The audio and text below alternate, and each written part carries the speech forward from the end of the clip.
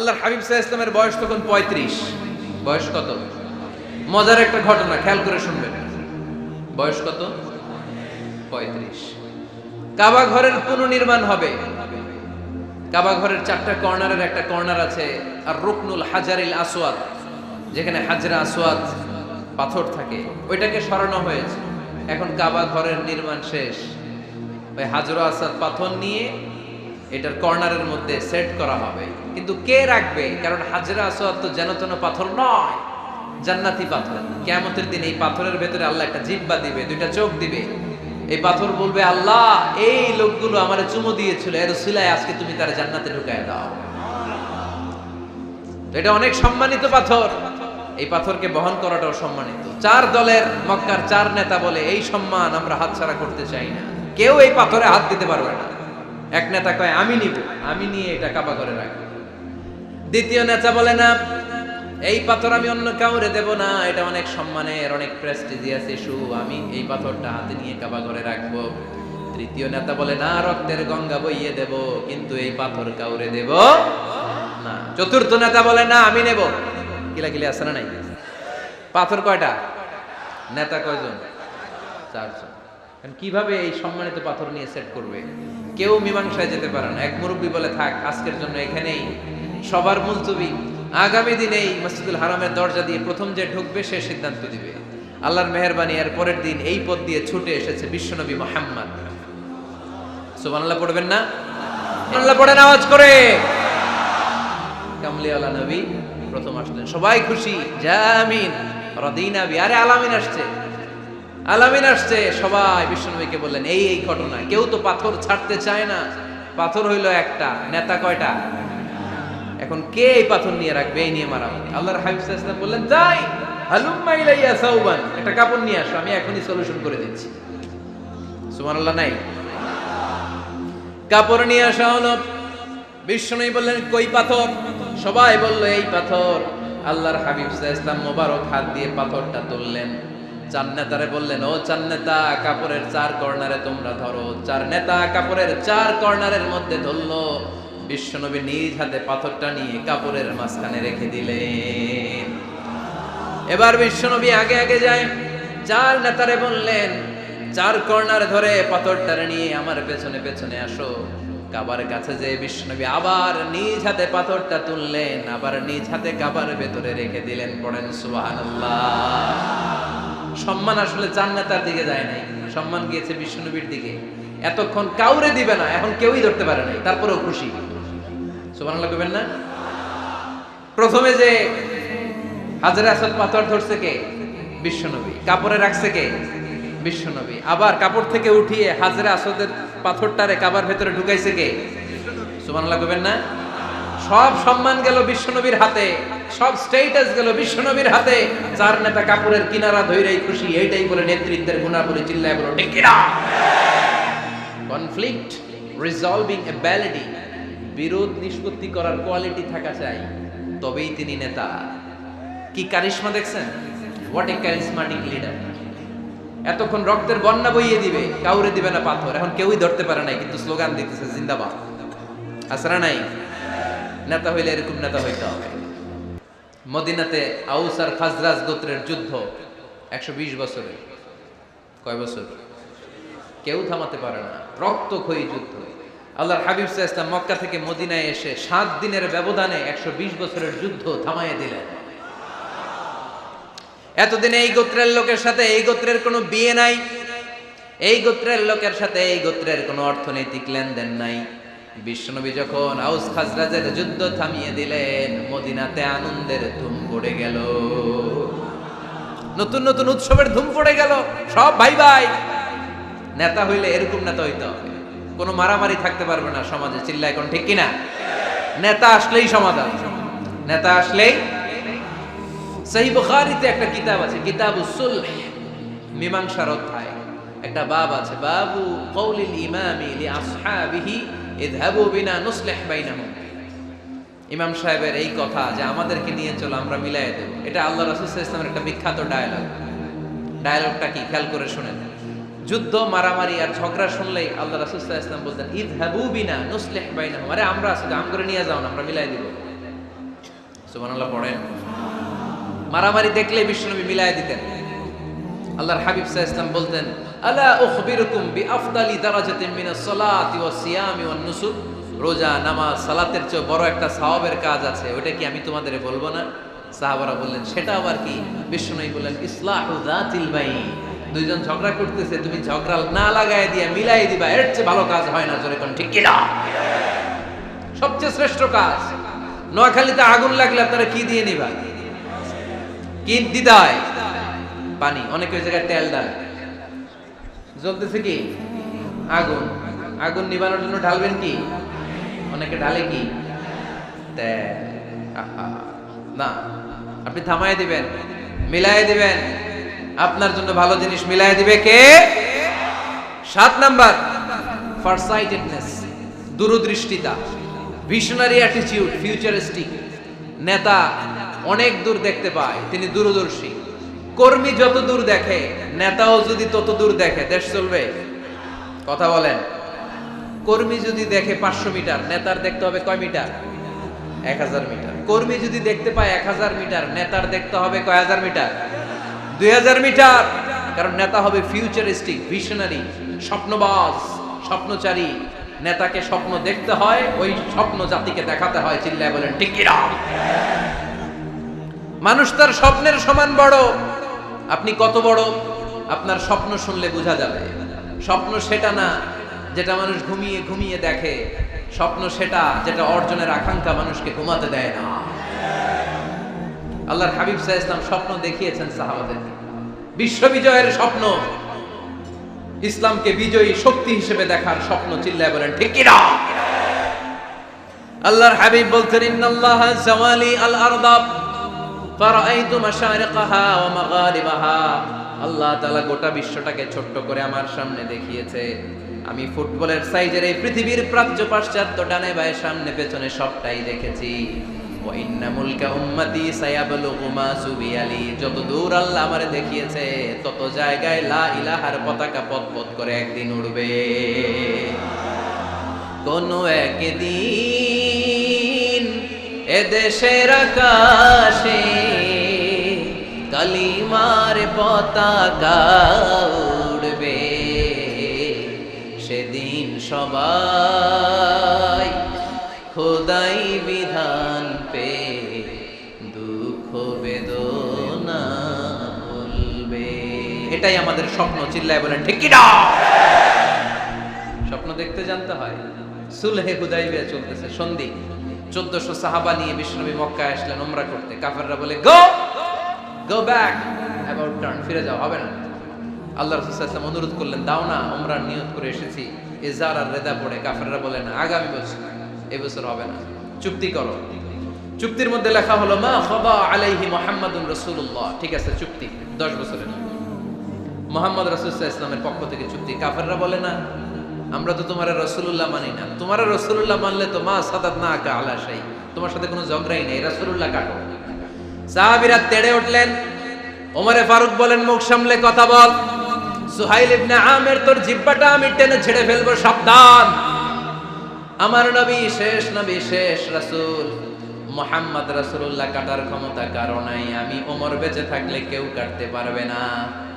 বিশ্বনবী বললেন, ওমর সরে যাও, কেটে দাও। সুবহানাল্লাহ কইবেন না? মুহাম্মদ রাসূলুল্লাহ কাফেররা মানে না। কাফেররা কয়, তুমি লেখো মুহাম্মদ ইবনে আব্দুল্লাহ, আব্দুল্লাহর বেটা মুহাম্মদ। কারণ মুহাম্মদ রাসূলুল্লাহ যদি এই সন্ধিতে থাকে, চুক্তি তার নিচে আমরা সিগনেচার করি, তার মানে এটাই প্রমাণ হয়ে যায় আমি তোমাকে রাসূল বলে মানি।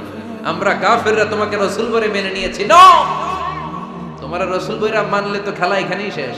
কাটো, রাসূলুল্লাহ লেখা যাবে না, লিখতে হবে আব্দুল্লাহর বেটা মুহাম্মদ। কোন সাহাবারা রাজি হয় না। কথা শুনতেছেন? সাহাবারা বলে, রক্তক্ষয়ী যুদ্ধ হবে, আমার নবীর নামের পরে রাসূলুল্লাহ লিখতেই হবে। বিশ্বনবী বললেন, কেটে দাও। কারণ সাহাবারা দেখতেছে এতটুকু, বিশ্বনবী দেখে অতটুকু। বিশ্বনবী অন্য প্ল্যানে আগাচ্ছেন। বিশ্বনবী ভাবলেন, 10 বছরের যুদ্ধ বিরতি যদি হয়ে যায়, আমি আমার লোকদেরকে ঠিক করব। আমি তারবিয়া, তালিম, তাহজিব, তামাদ্দুন দিয়ে মদিনাটাকে একটা কল্যাণ রাষ্ট্রে পরিণত করব। আমি আমার ফোর্সকে সাজাবো, আমি আমার সাহাবাদেরকে প্রশিক্ষিত করব। এই 10 বছরের ব্যবধানে আমি গোটা বিশ্বকে ঝাঁকি মেরে কাঁপিয়ে দেব। কিন্তু সাহাবারা পড়ে আছে রাসূলুল্লাহর মধ্যে। সাহাবারা পড়ে আছে কই?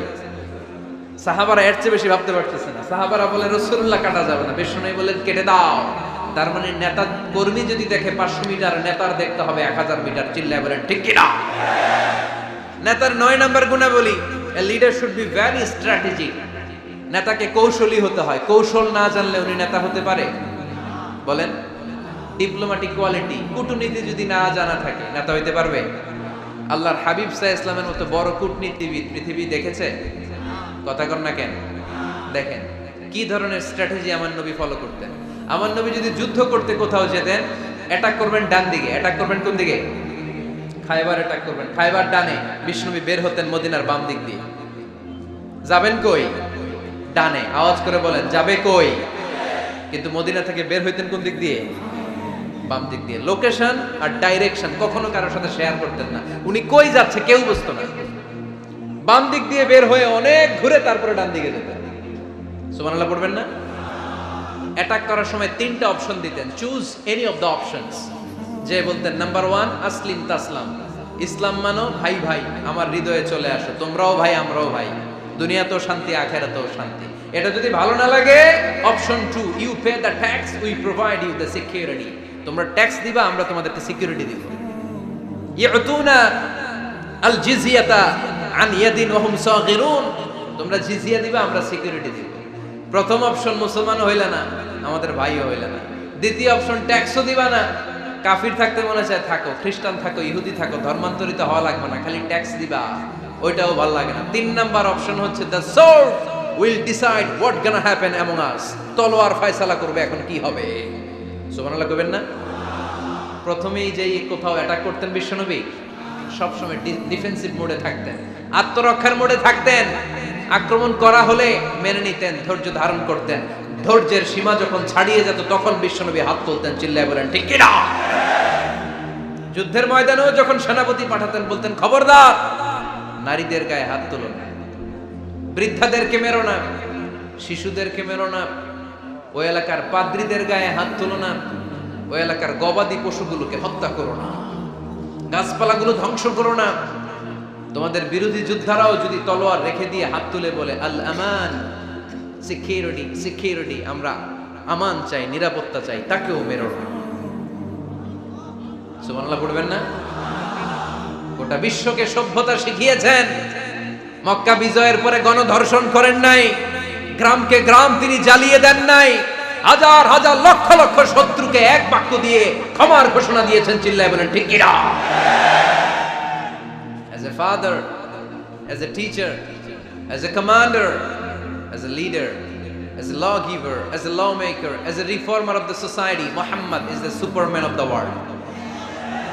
আওয়াজ করে পড়তে হবে আল্লাহু আকবার। কূটনীতি কারে বলে? ডিপ্লোমাসি কারে বলে? স্ট্র্যাটেজিক অ্যাটিটিউড কারে বলে? শিখে নেন। বদরের প্রান্তরে বিষ্ণু ঈসা ইসলাম উপস্থিত হলেন। ওই যে কাফেরদের তাবু, কাফেররা আসছে 3 দিন আগে, মুসলিম সৈনিকরা পৌঁছলেন 3য় দিন। এসে বিষ্ণু ঈসা ইসলাম সবাইকে বললেন কত হতে পারে কাফের, কেউ বলতে পারে না। 2 জন রাখাল পেয়ে জিজ্ঞেস করলে, এই রাখাল কয়দিন ধরে আছো? আমরা 1 সপ্তাহ ধরে এই বদরে আছি। শুনতেছেন? শুনতেছেন? উনি বললেন ওই যে কাফেররা যে আসছে কয়দিন আগে, কয় 3 দিন আগে। 3 দিন আগে। কত হবে সংখ্যা? কলু কাসীর, অনেক। কত হইতে পারে? রাখাল 2টা জানি না। আল্লাহ রাসূল সাল্লাল্লাহু আলাইহি ওয়াসাল্লাম চিন্তায় পড়ে গেলেন, কারণ ওনার যুদ্ধে অ্যাটাকের সিস্টেম ছিল শত্রু সংখ্যা কত এটা আমাকে জেনে নিতে হবে। সুবহানাল্লাহ পড়বেন না?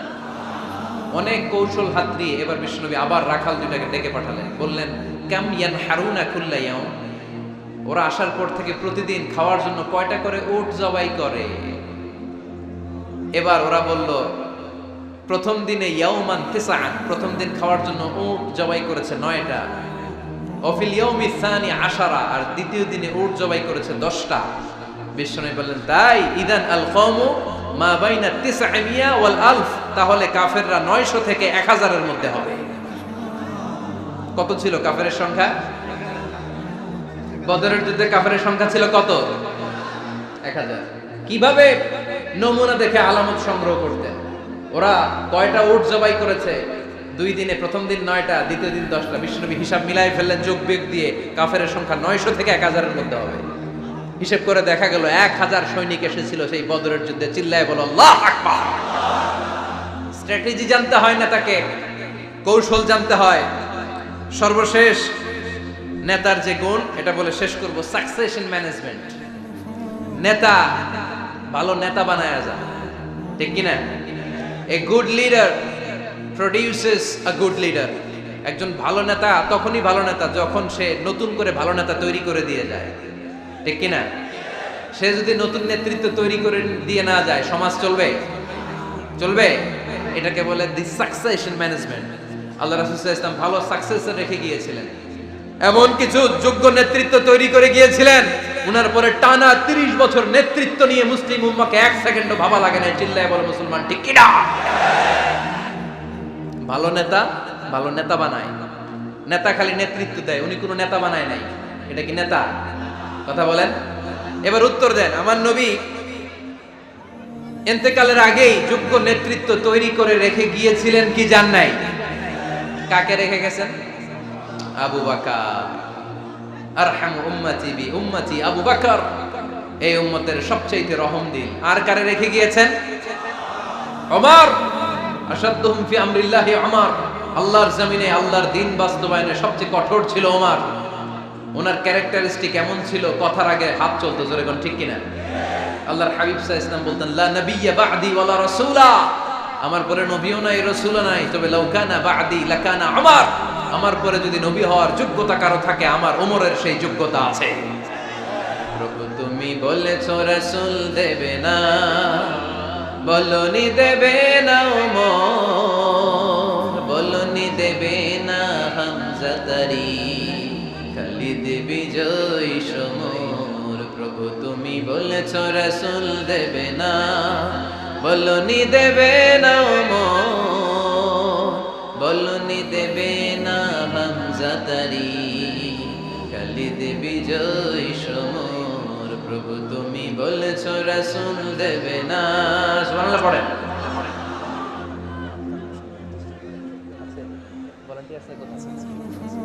এই উঠতেছেন কেন? হ্যাঁ, উঠলেন কেন? এই 2 ঘন্টা ওয়াজ শোনার পরে শেষ বেলায় আপনারা উঠে যাবেন না? বিশৃঙ্খলা আমি দেখতে চাই না। একটা লোক প্যান্ডেলে আওয়াজও করবে না, উঠতেও পারবে না। আমার নবী নিজেও ছিলেন শ্রেষ্ঠ নেতা, রেখেও গিয়েছেন শ্রেষ্ঠ নেতা। চিল্লায় বলেন ঠিক কিনা? সাইয়েদনা আবু বকর, সাইয়েদনা ওমর ফারুক, উসমান যুন্নুরাইন, আলী রাদিয়াল্লাহু তাআলা আনহু যোগ্য নেতৃত্ব হাতে কলমে প্রশিক্ষিত করে ওনাদেরকে রেখে গিয়েছেন। তাই মুসলিম উম্মাহর নেতৃত্বের সংকটে পড়া লাগে না। জোরে কোন ঠিক কিনা?